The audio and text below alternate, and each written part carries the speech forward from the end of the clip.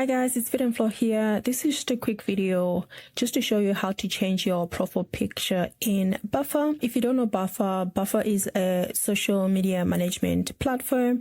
It helps you manage all your social accounts in one place. So as you can see, I've got my YouTube, my TikTok, and my Pinterest, and you can definitely add other social medias here as well. So essentially, when I was trying to change my profile picture, I couldn't actually change it here. There's literally no place to change. You do need to use another, platform to do that. So essentially what I did is I came down here and just asked this AI that I have on how to, change my profile picture.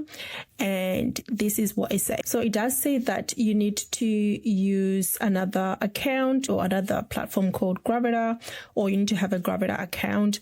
Essentially what Gravita account is, it allows you to have consistent profile picture when you're using a specific email. So for example, if I'm always using this email, then it will always come with my logo that I would have put on Gravita. So essentially what you need to do is click on here where it says changing your Buffer account and name and avatar picture. So once you click on it, it does give you the link to Gravita. As you can see, it is your free profile for the web. So as you can see, this is how other people are using this platform here. I reckon it looks really cool actually. So essentially, yeah, so just click get started here, and then you obviously put your email address.